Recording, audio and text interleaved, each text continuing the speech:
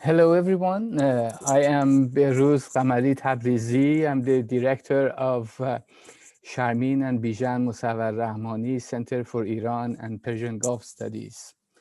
And I would like to welcome you to our last weekly lectures. This week is very special for us because we have one of our own fellows presenting his work. But before I introduce our guest, let me first thank Becky Parnian, our events coordinator, and Pete Novak, who has been here the entire semester helping us solve the mysteries of technical expertise that he brings to the table for us. Um, One word of logistics. Dr. Jafari would speak for 35 minutes, and then we'll have a short conversation, and I would open the floor for your questions. You can submit your questions through the Q&A button on the in the bottom of your screen, and I would either read your questions or bundle a number of questions together and pose them to our speaker.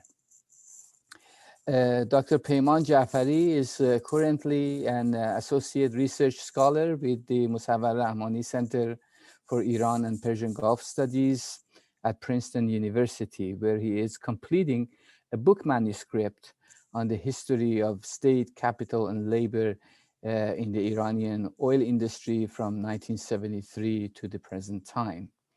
Dr. Jafari received his PhD in history from Leiden University in the Netherlands with a dissertation entitled Oil, Labor, Revolution, A Social History of Labor in the Iranian Oil Industry, an award-winning dissertation.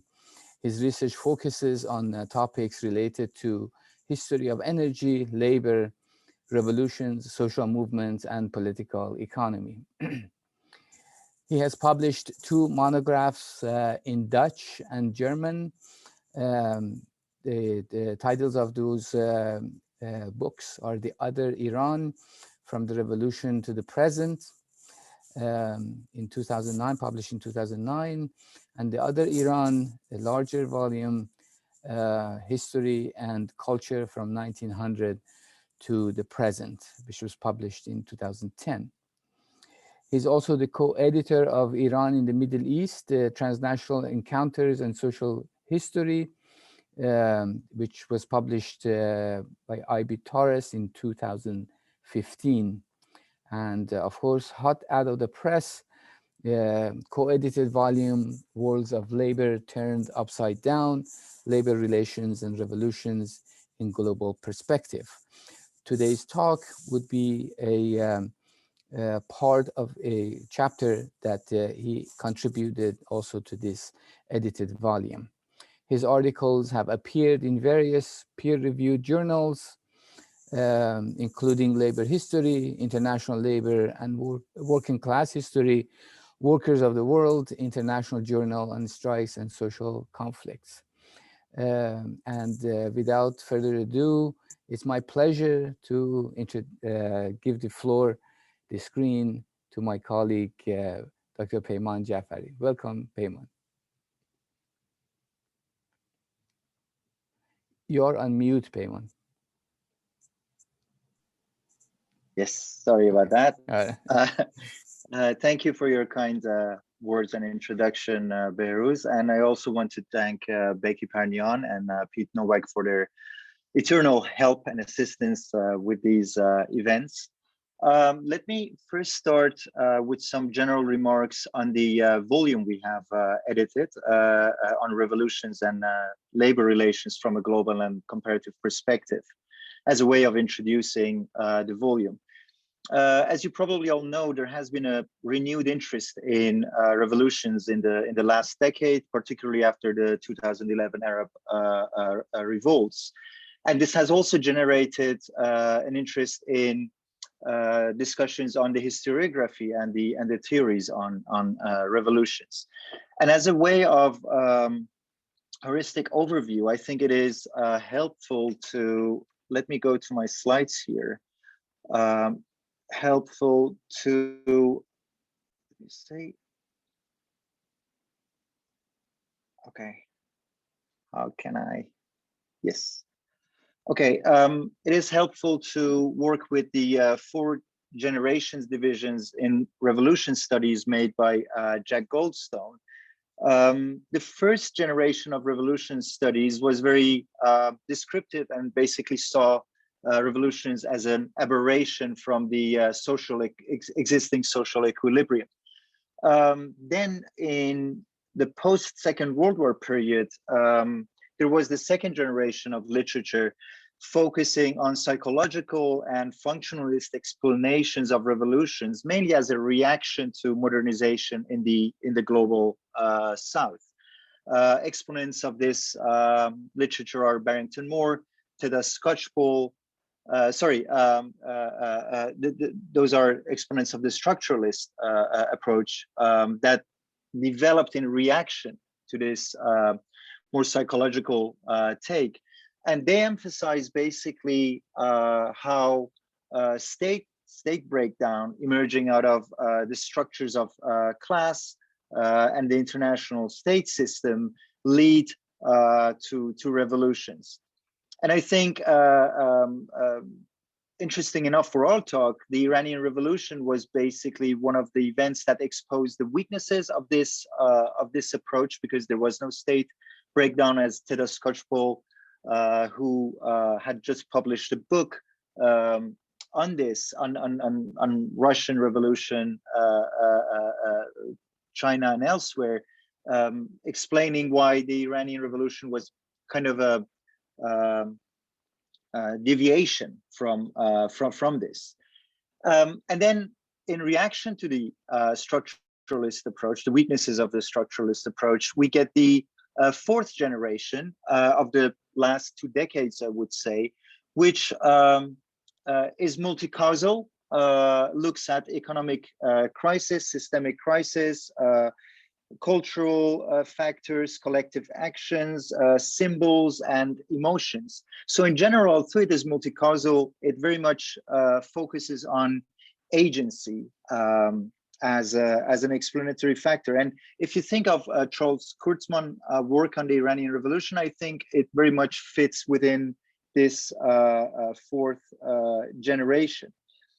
I should also say that, you know, rather than being a coherent body of literature, this 4th generation should be seen as a work in progress, as a developing agenda in which many issues are still open to debate. One of these issues that is open to debate is, in fact, the binary of structure and agency, which it actually reproduces, which is also can be found in the previous generations, and is reproduced in much of the literature of the 4th generation, because it assumes that structures are pre-existing things, and that the motivations, interests, and actions of individuals come pre-packaged as well. And obviously, this debate on structure and agency has been one of the most debated issues within history and social sciences. And therefore, there are many authors that do not fit within these 4 generations who have actually written on this as well. And that's why I think these 4 generations division is a bit rigid, as it ignores the intellectual traditions that traverse them. Here I'm thinking of the kind of rational, relational approach to structure and agency that one can, for instance, find in the works of Marx, Gramsci, and Benjamin, who offer a useful insight to rethink revolutions as moments when both structure and agency become fluid and collapse into a moment of possibility. From this perspective, labor relations are a privileged site where we can explore the relational dynamics between structure and agency. So when we think about labor relations, we are thinking about the conditions under which production takes place. Those include social classes, political institutions, economic processes, as well as ideas, organizations, and acts of resistance and compliance by workers. To put it more bluntly, labor relations is about management and workers and the resources that they can mobilize in their conflicts. So the question that we have tried to address within this overall volume is the relationship between revolutions and labor relations, which unsurprisingly, I should say, is not straightforward at all, as the various chapters showcase. But obviously there is a relationship between revolutions and labor relations. And one way of thinking about this is to see labor relations as sources of social conflicts and grievances that fuel revolutions, or to see labor relations as factors that shape the dynamics of the political contestation, and particularly the dynamics of state formation after revolutionary events. And a third level, more longue durée of it, would be to see the relationship as the long-term impact of revolutions on labor relations.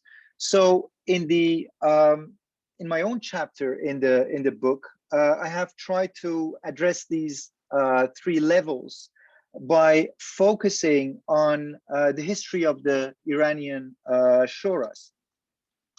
As you probably know, the Shuras were councils or committees that emerged after the February insurrection of 1979, when the monarchy fell, and they emerged in many places, neighborhoods, schools, but also factories and workplaces.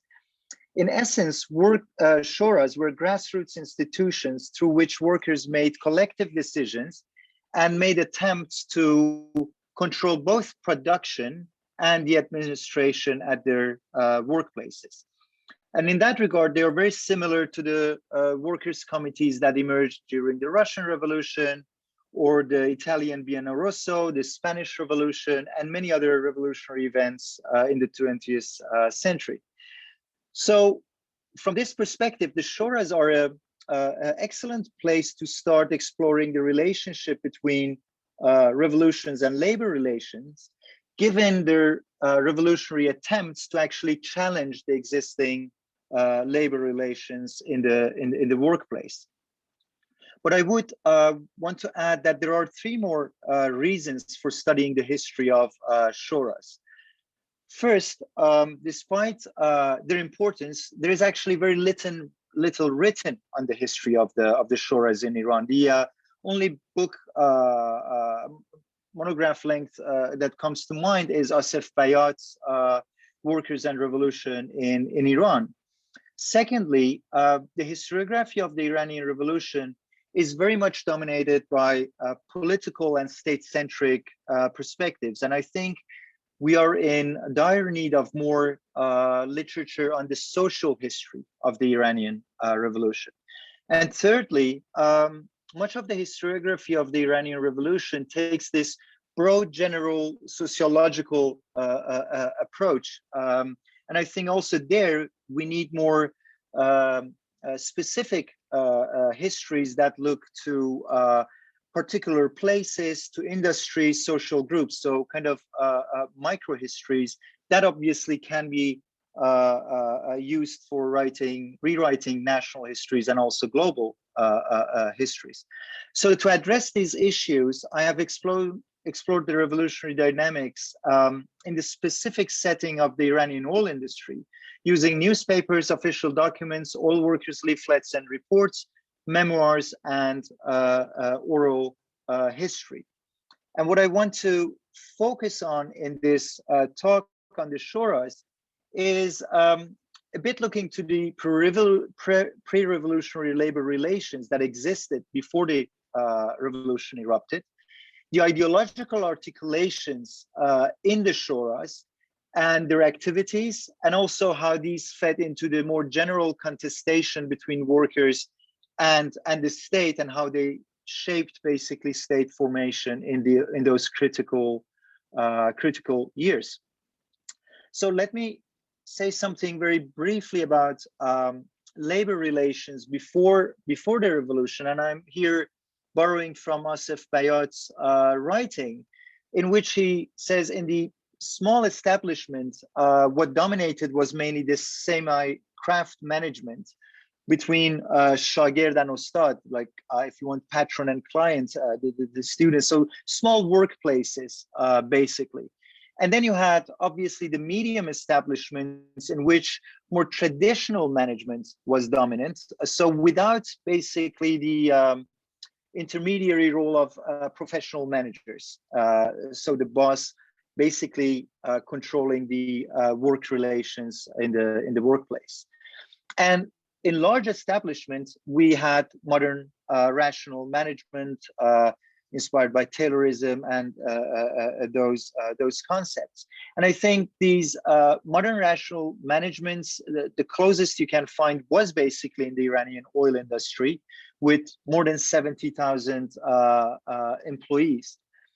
But I want to complicate that picture by adding that in the oil industry, it wasn't simply modern rational management, because how the labor relations were regulated was much more complicated with the involvement of the state. And here I'm using Michael Buraway's categories of the factory regime, because he distinguishes between two institutions that regulate labor relations. One is obviously the state that comes into play with the labor law, its police force, etc., regulating labor relations. But you also have the institutions of the workplace, the institutions at factory level, at enterprise level, that regulate the labor relations. So in the market despotism factory regime, there is free reign for the market forces. There is little intervention of the state to give counterweight to the workers.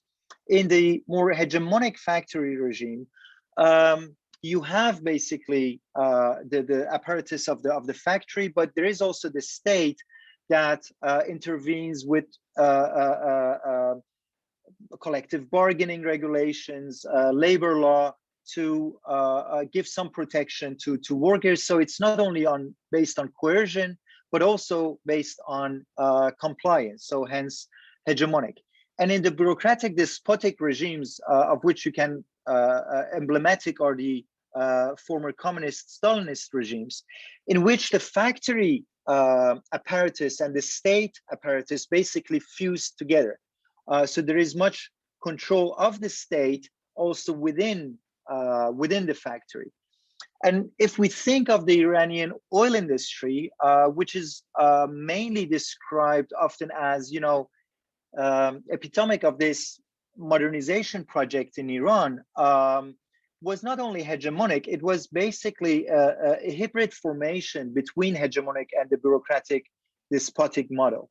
Because obviously on the one side, you had this rational management model in the oil industry that's tried to incentivize workers by creating incentives through wage system, hierarchies that allowed workers to go through the ladders of the ranks within the oil industry, use housing, use services, etc.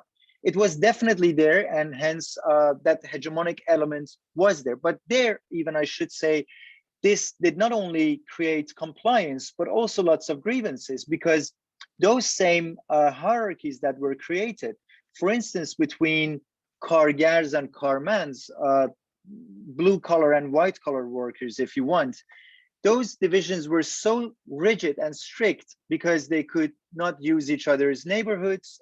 They had different facilities and very different wage levels. So those kind of distinctions also created lots of grievances.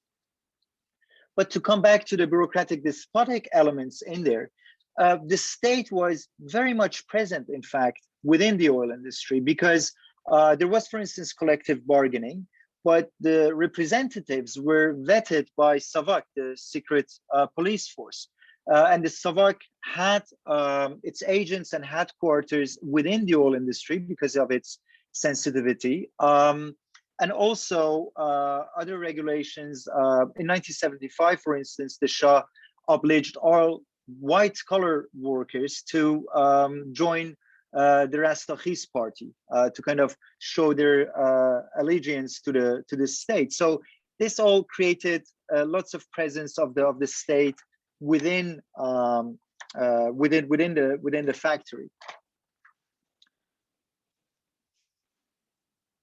And these sorry, let me go here back to my writings. So many workers' grievances emanating from these labor relations resonated with those of the revolutionary movement in large when it erupted in 1978, 1979. And I want to add that these grievances were not, as I mentioned in the introduction, were not pre-existing, but themselves were actually transformed through that revolutionary experience, because some of these divisions had existed for decades within the oil industry. It was only through the experience of the revolution that workers started to actually feel that they were unacceptable. I'm talking about the divisions between white collar and blue collar workers, for instance, or that the established labor relations had to be channeled and challenged. And obviously, these challenges were articulated ideologically when the Shuras emerged after the fall of the monarchy in February 1979. And it is interesting to see that there were lots of ideological currents present among Shura members. Well known are of course, the leftist one, the communist-inspired ideas of different organizations and tendencies.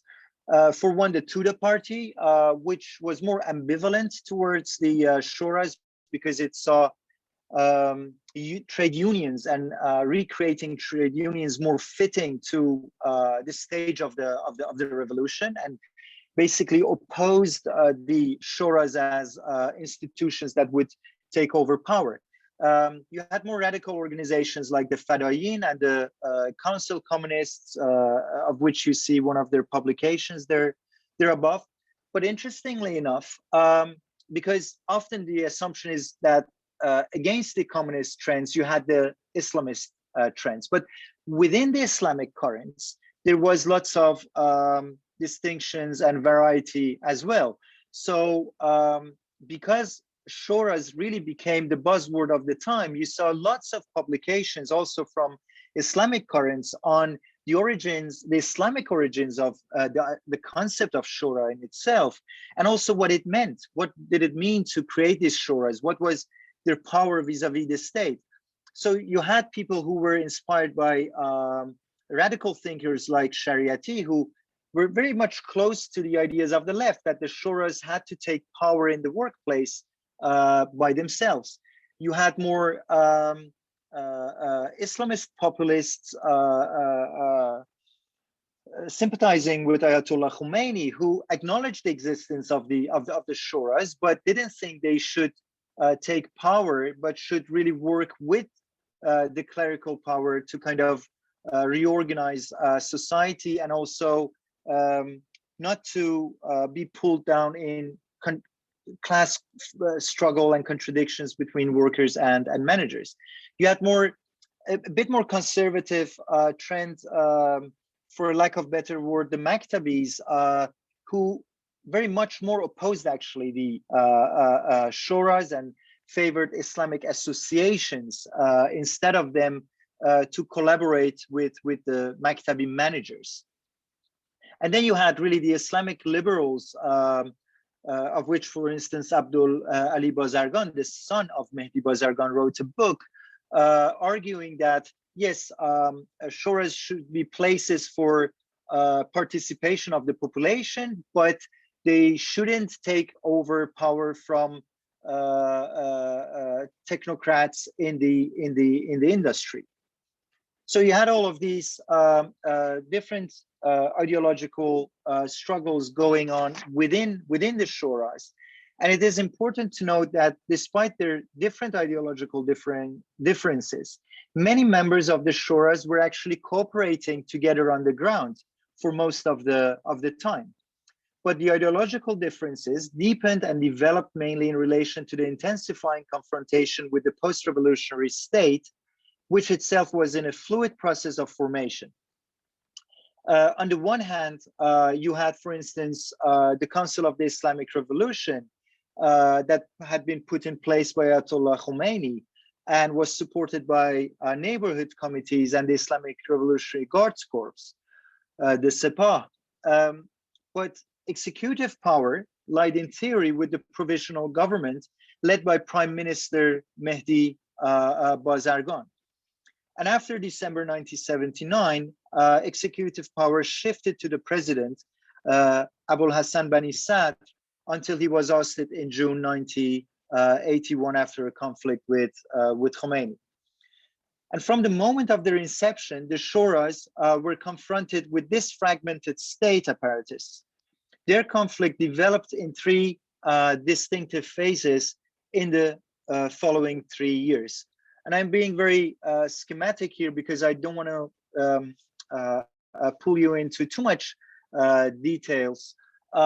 So I have distinguished these three phases in which the conflict between the Shuras and the emerging state is developing. One is from February to September 1979, during which the Shuras are on the offensive. They're trying to gain control within the oil industry, and management is very much absent. Much of management has weakened or fled the country. And in the oil industry, Hassan Nazih is the chair of the National Iranian Oil Company. This situation changes gradually after the summer of 1979, during which the crackdown on oppositional forces starts. Ali Akbar Moinfar becomes the chair of the Iranian National Oil Company, and gradually his point is to bring back the technocratic management within the oil industry. And obviously the Shuras are an obstacle to this, and they are pushed into the defensive, and the Islamic labor associations are given more space to develop and emerge, challenging the Shuras as well. And then this situation really becomes more dire in October 1980 to 1982, in which the crackdown on the Shuras really intensifies. Mohammad Qarazi is Minister of Oil and very much a Maktabi who kind of doesn't want any independent role for labor organizations within the oil industry. So, just to give a picture to the names I just mentioned. So the first one is Nazih. In the middle we have Ali Akbar Moinfar, and Qarazi speaking to a collective of workers in the last picture. And finally, let me also give a more picture of the activities of the oil workers Shuras, but I won't have time to describe these activities in all these different periods that I just described. So I will focus on the first period between February to September 1979, during which the Shuras were much more active and on the offensive. In April 1979, the Time magazine reported, "In dusty, steamy Abadan, an air of normality appears to have returned. But life is anything but normal inside the world's largest refinery. Members of the Workers' Council argue interminably. Said one welder after a particularly boisterous session, nobody can make any decisions. All anybody does is talk. Convinced that they were the dominant force in ousting the Shah, the oil workers feel that they are being neglected by the revolutionary government. They are insisting on 50% to 100% wage increases and are threatening to walk out if they do not get them. Members of the workers' councils have been demanding sweeping changes in management. As this quote illustrates, there was an intensive battle for control going on in the oil industry between the Shuras and the management, and this battle was very messy indeed. So, the strike committees in the Abadan refinery had taken effective control over production. The workers had organized the Committee of the Guards of the Oil Industry to protect the refinery and introduced the 40 hours working week of 5 days. The strike committees in Abadan refinery invited all workers to participate in general assemblies in order to elect the representatives of the Shuras.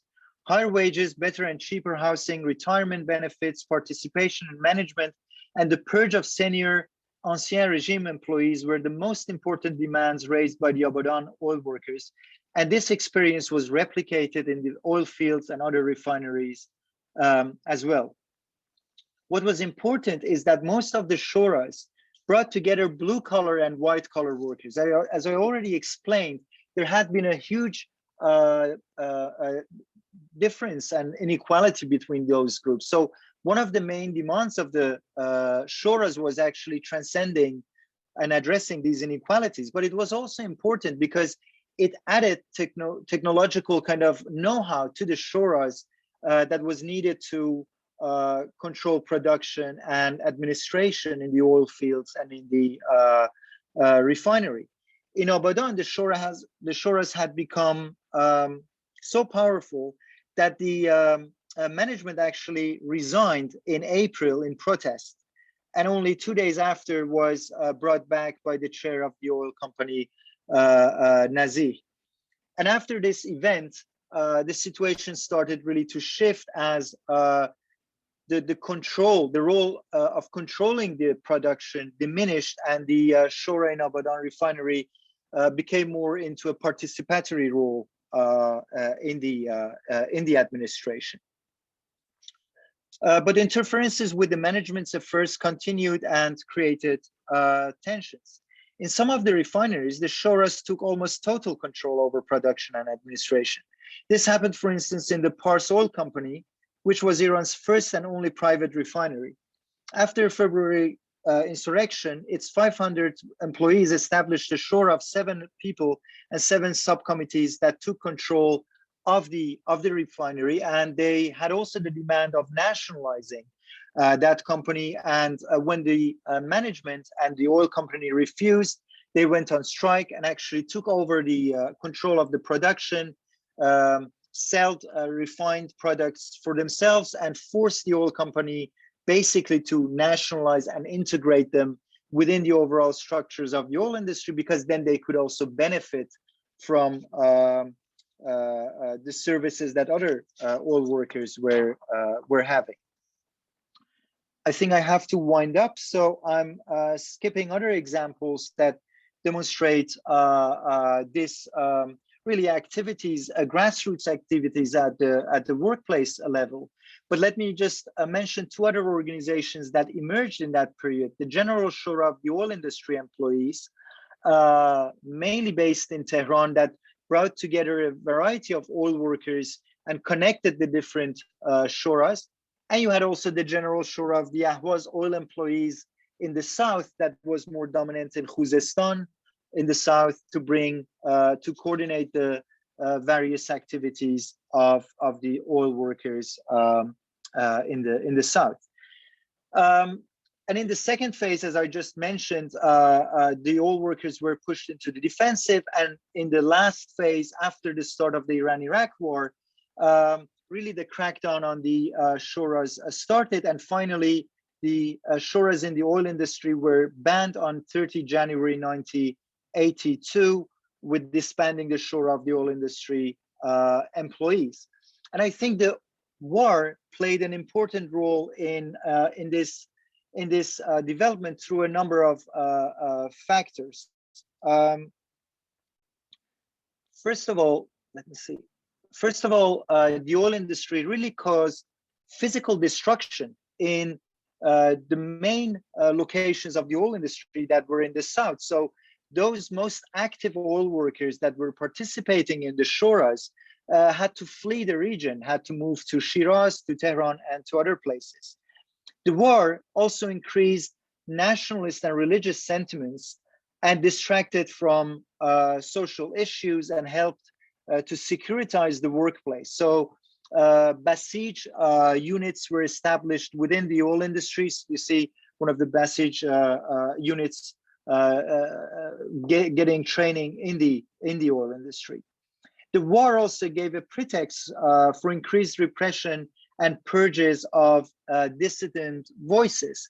I have retrieved the number of people that were sacked in the early 1980s in the oil industry, and the biggest figure, almost 1,500, were sacked because of acts against the Islamic Republic. So those were the main, of course, politically motivated dismissals. But I should add that there was not only repression. The workers were also getting some advantages. The wages were rising in the first years. The divisions, the inequalities between blue collar and white collar workers were disappearing. And to kind of reflect this, to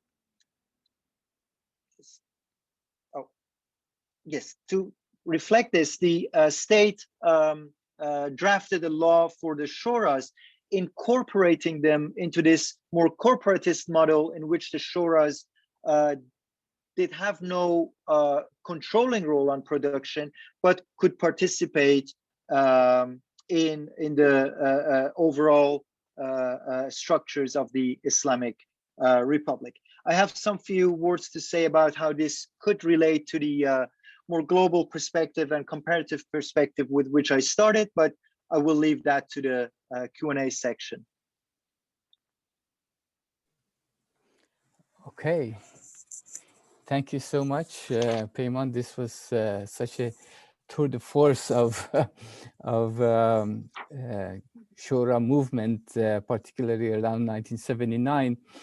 I wanted to ask you this question that obviously there were, you mentioned that there's many different interpretations of what the Shura is. And this conversation was at the center of political discourse while the new post-revolutionary state was drafting the constitution, and the understanding during that period, this is summer of 1979, the understanding was, at least during the drafting of the constitution, was that Shuras are instruments of decentralization of power. And that was at least, the brainchild of Ayatollah Talaqani, who pushed this agenda forward. And actually it was reflected in the constitution, but never implemented till like 2 decades later that we have these Shuras. So how do we distinguish between this kind of understanding of Shuras at the sort of state and decentralization of power argument, and Shuras which were understood as ways of rearticulation of labor relations?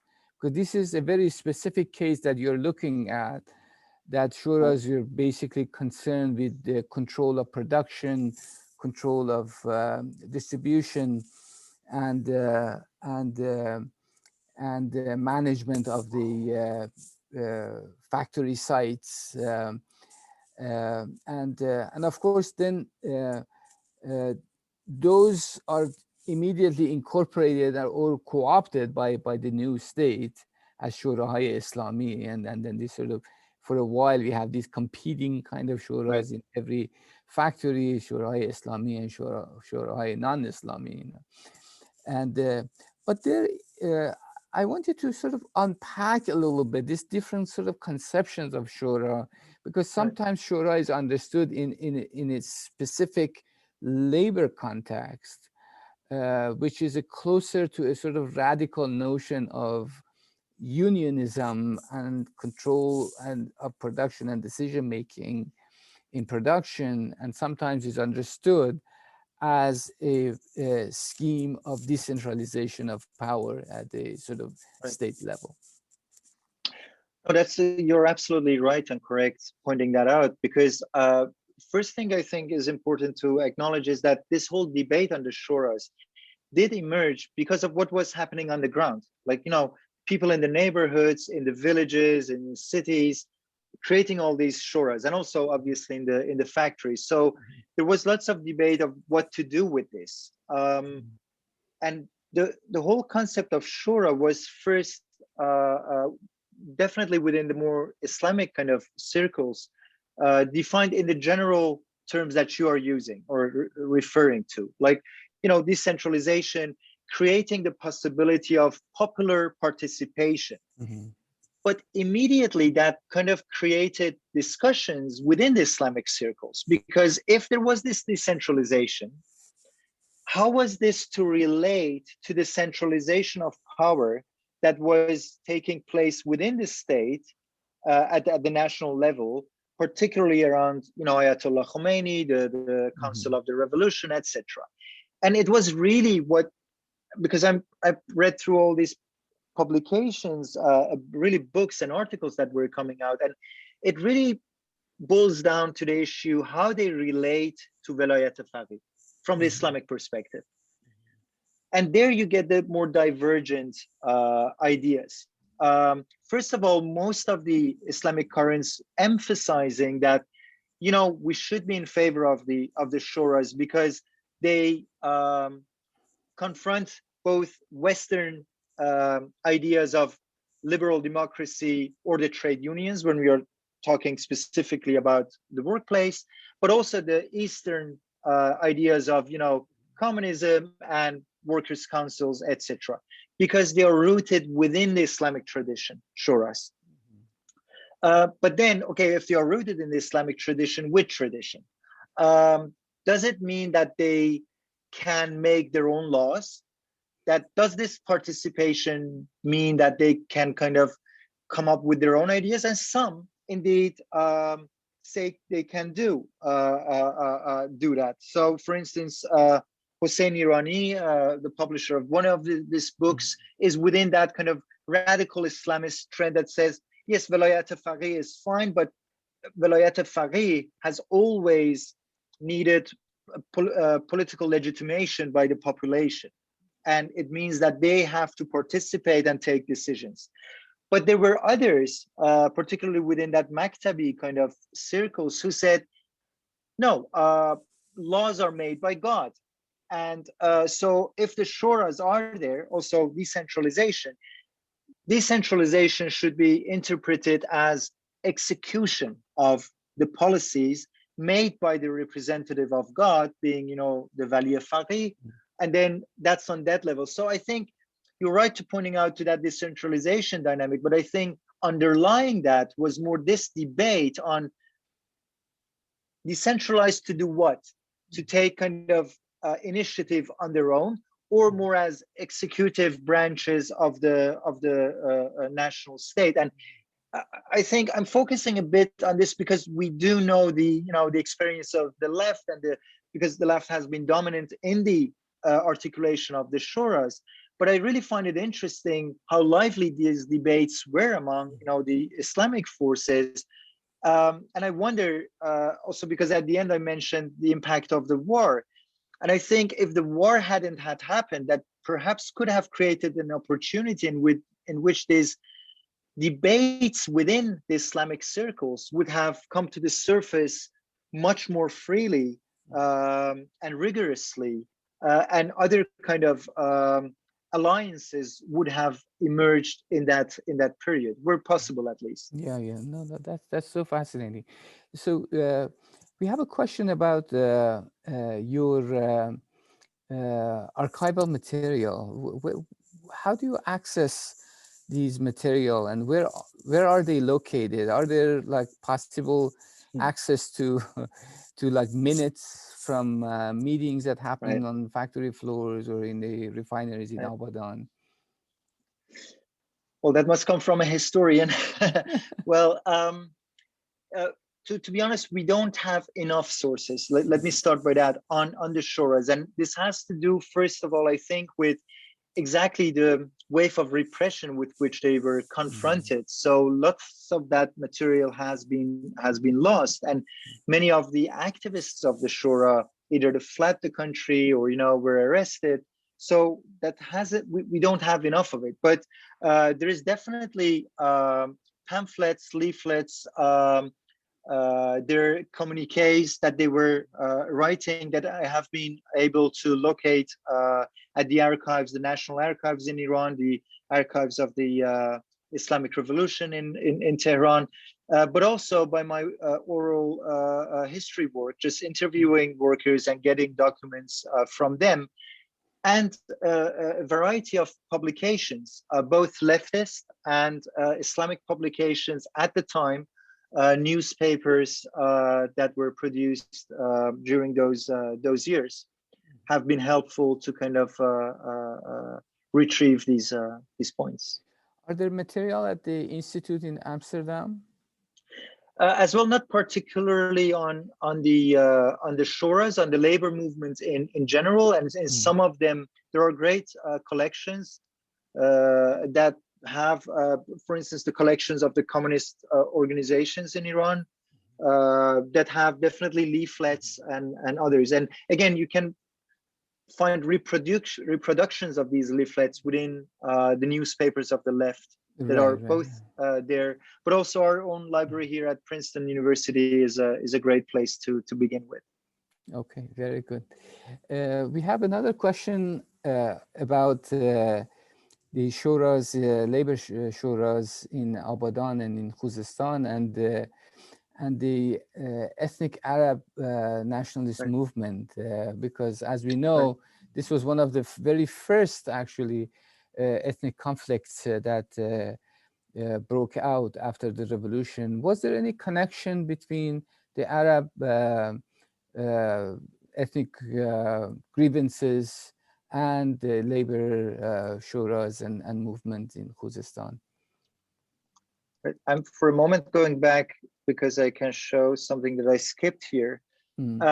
So there were revolts in the south, in Mashar and Khorramshahr, in other places, but there was, some of them were linked to what was happening in the oil industry, because to begin with, the number of Arab oil workers in the oil industry was small, and this was obviously, and this has remained to today, and this has been one of the grievances of the Arab population in the region, because of discriminatory policies, them not being employed in the oil industry, and some of them were active in the Shura. So, for instance, this cartoon shows both Arab workers, leaders of the strikes, leaders of Fadayan and Mujahideen being arrested. And this comes from a leftist Trotskyist publication that was actually trying to kind of make this link between what was happening in the oil industry. They had a number of activists in the south and within the Arab community organizers. So they were trying to make this link. But overall, I must say, also because of the pace of the revolution, everything was happening so quickly, and then the war started, and all these different dynamics were happening at the same time. So you had what was happening in the workplace, and then you had what was happening within the Arab community in the south, and that had different dynamics too. So within the Arab community, there were groups that had this more internationalist, socialist kind of mindset of labor activities and creating solidarity with other groups. But there was definitely also a much more inward-looking group, and some even, looking to Iraq. So there were all different sections within the politically active community of the Arabs in the south. So there is no one-on-one kind of relationship there. Very good. Have you seen any connection or anywhere that people talk about the connection between the old labor movement, primarily connected to Tudeh party, and what happened around the revolution and post-revolution, and obviously there are a lot of moments that I myself remember, that going to the factories and suddenly, you know, it's sort of the coming back to life from a dormant state, that old workers who would stand up and recite a poem of Abul Qasim Lahuti, and then you knew that these are like the old timers who've been working in the factories with no connection between the party, but they're coming back to be more outspoken, and so and then we have a new generation of activists who go to factories and join the labor movement. Is there any way to sort of understand the dynamics between these old timers and Tudeh party, particularly because Tudeh party then had the position, as you mentioned in your talk, that kind of not quite sure where they should invest in their labor politics. Is there a way to understand these dynamics at all? Or? This is actually in my book. I'm referring to this as the generational rift that happened in all of, I would say, like the modern industries in Iran, and particularly in the oil industry, because, you know, the Tudeh party and those layer of activists who had been at the forefront in the 1940s and 1950s, many of them, first of all, had left the oil industry because of, you know, after the coup d'etat, being kind of purged or sent into retirement. But, you know, a generation actually remained part of that generation and tried to kind of pass on the lessons of the past. But then in the 1970s, we really get this influx of this new generation in the oil industry, because the oil industry is expanding. New refineries are being built, and it's, you know, getting larger. Production is being expanded. So lots of recruitment is taking place. So the young generation that then comes in, often with radical ideas, you know, Maoist, guerrillaist, and really has little patience. There is a conflict there with the old generation of, and this becomes very visible in the debate on the Shuras and at that time, because the older generation is very much focusing on building trade unions. And this is exactly a bit like linked to what I said about the Tudeh party. That's their line. And they are emphasizing that, you know, gaining control in the industry is premature, because workers are not strong enough vis-a-vis the state. And some aspects, looking back, they had a point, I think. But the young generation has created the Asuras and is impatient and really wants to transform them into the main organizations. So there is I think there is really a conflict and tension there. And the old generation, as I was saying, is present, but in many places doesn't have a big voice, because it is really the younger generation that is leading and coming up with all of these demands. And the very fact that I like the way you started your talk, the very fact that they would just start thinking about this as shura, as a council. And of course, much of it, to my understanding, comes from that kind of October Revolution kind of understanding of you know, workers' council, which would take over the production, which would then make a decision about distribution and so on and so forth. But we don't see a very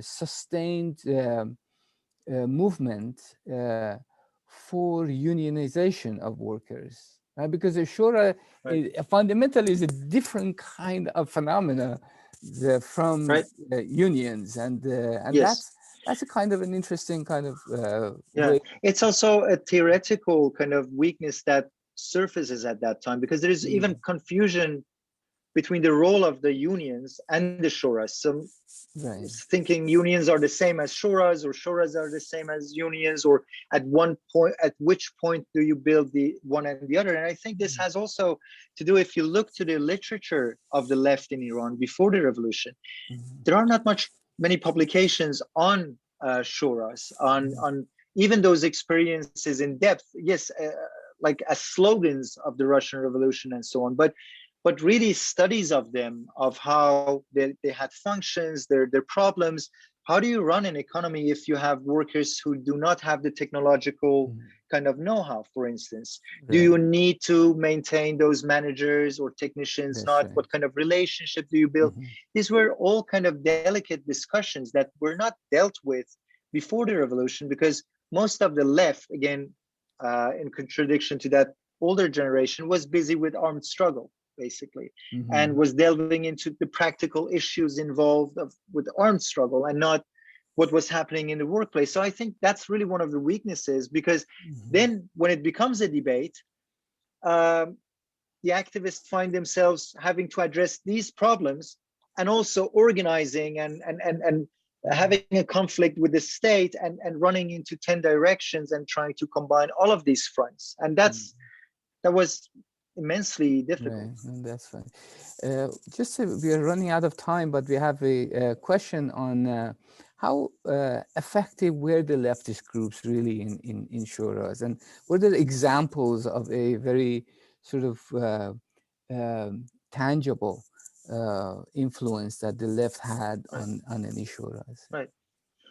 So you have to understand that the shuras developed really out of the strike committees before the fall of the monarchy. So already within those strike committees, the left was not dominant to begin with. I mean, you had really a mix of various numbers. You had the left, as the old generation we were talking about. You had the members of new organizations, sympathizers, I should say, because it is only after February that it starts to crystallize and people define themselves as, you know, belonging to this or that organization or tendency. Before that, you know, in my own interviews, I was really amazed of how Islamic workers and the left were working together in the strike committees and in the shuras, and also members of different leftist organizations. So in Abadan, you had, I don't have the figure immediately here, but I think 1/3 of the members of the shura were members of the left, you know, of the left organizations. In Tehran, what happened was you had the Common Syndicate that emerged as a trade union kind of organization in January 1979, but it became dominated by Islamic forces and those who wanted to collaborate with the state. So the left then tried to organize their own shuras in the Tehran refinery and created these different shuras at different departments of the parallel shuras, you know. Parallels, indeed. So parallel shuras. So partly this was inevitable, but this really created also problems, because created divisions and also exposed those leftist activists to, you know, being identified by the state, etc. So yes, I think the left, we shouldn't exaggerate the role of the left, because the shuras also emerged out of really spontaneous campaigns of workers in the workplace, but they definitely, as the revolution developed, they played a very active role on the ground, creating those shuras and leading them. Many of them belonging to Peykar or the Fadayan, definitely, and you see that in the names that were kind of arrested or executed. Very good. Thank you so much, Peyman. This was such a wonderful conversation, and again, check out the book. The book is public access. Is it still open public source? Access? Open yes, source? It is open source. So it's an open source. Go to Brill's web page, and you can have access to the book. And again, thank you so much, and thank to all of you who attended this meeting. And stay safe and good luck. Thank you. Thank you. Yeah. Thank you. Goodbye.